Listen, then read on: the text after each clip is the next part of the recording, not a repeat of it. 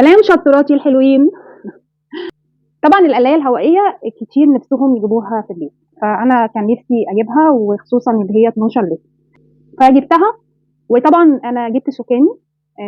يمكن هي أقل حاجة في السوق، بس أنا طبعا مع الأسعار بتاعة القلايات الهوائية كلها استخدمت سكاني في أجهزة كتير في بيتي، كانت كويسة جدا وقعدت معايا فترة.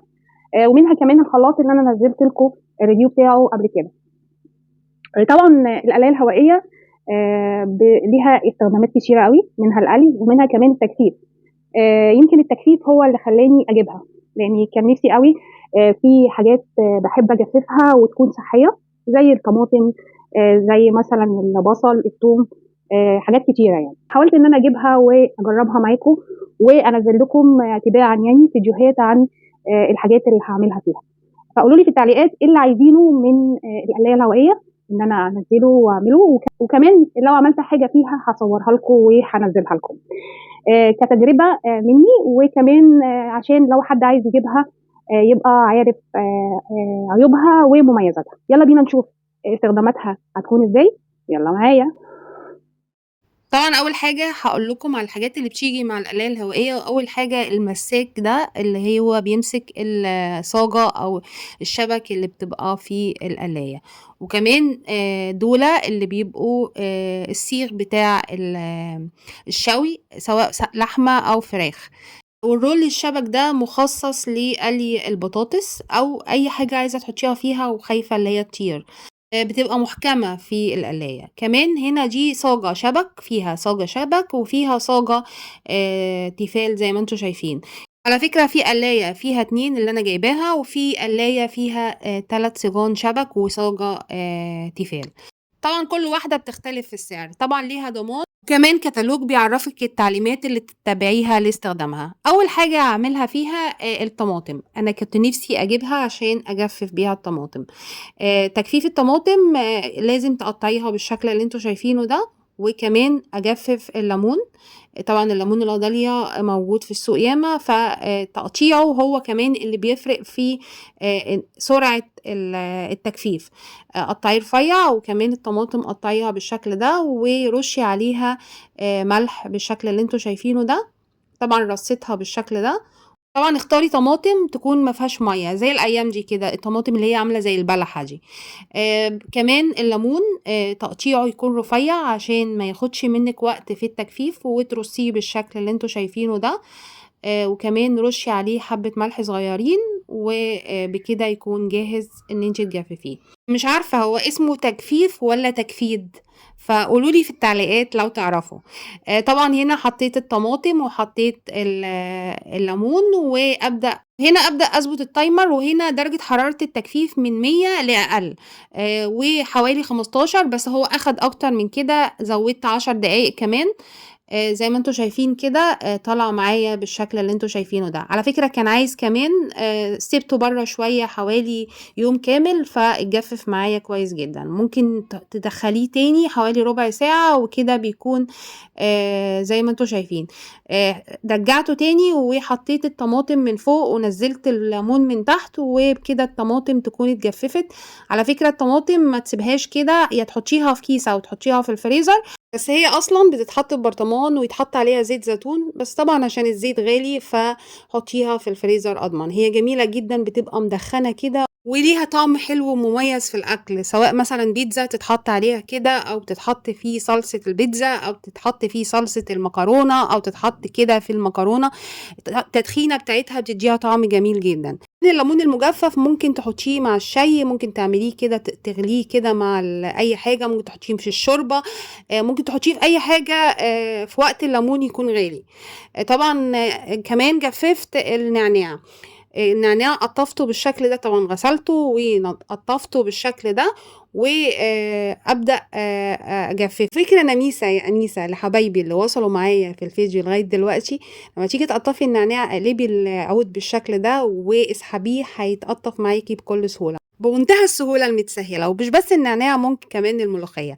باحط النعناع بالشكل ده، ويا ريتني ما حطيته بصراحة، كنت لسه أول مرة أجرب النعناع في الإير فراير.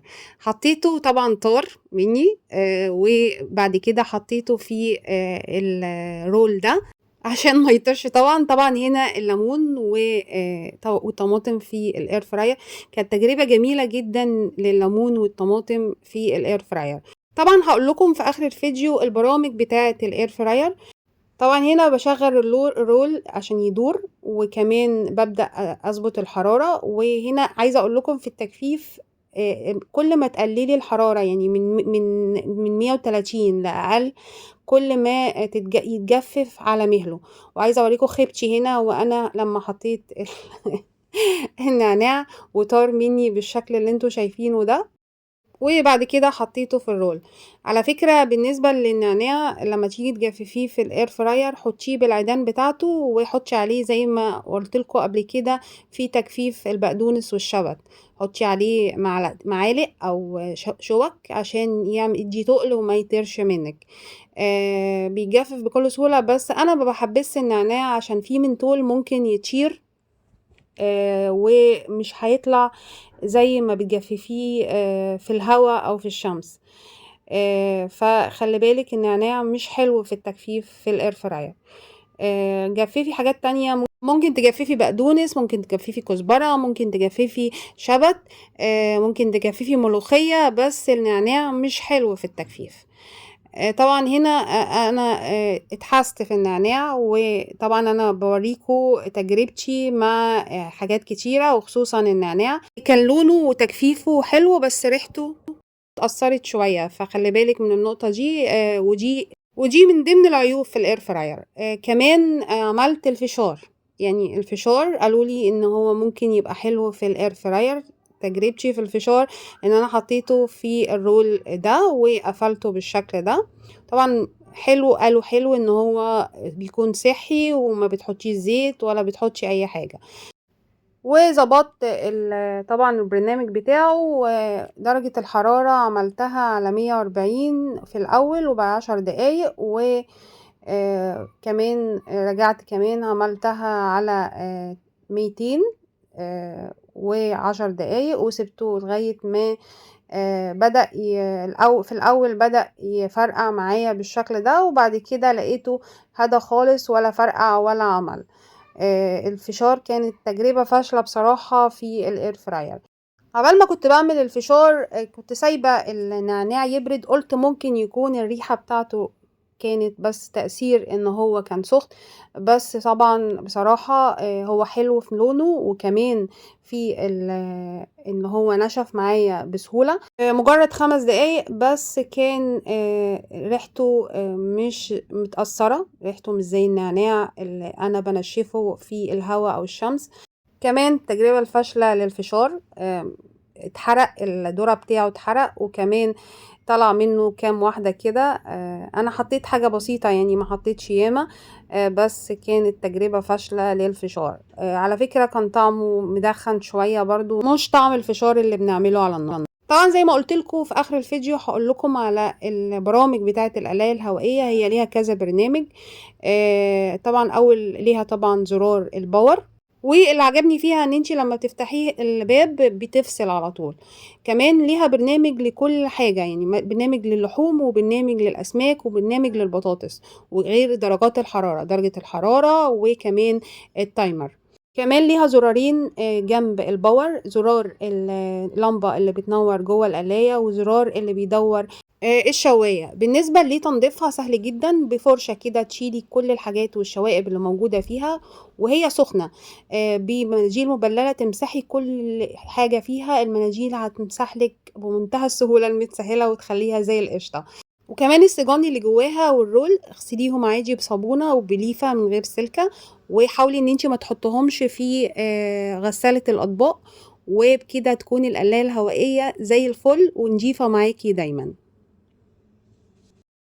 طبعا جربنا القلاية الهوائية في حاجات كتيرة، منها التجفيف. اتمنى كل اللي بنزله يكون بيعجبكم، ويا ريت تقولوا لي في التعليقات رايكم واستخداماتكم للقلاية الهوائية ايه. والحاجات اللي طبعًا كانت فيها عيوب أنا قُلتها لكم بكل صراحة.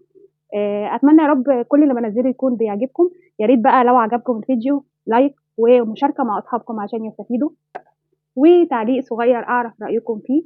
كانت معاكم مها القناوي، مع السلامة.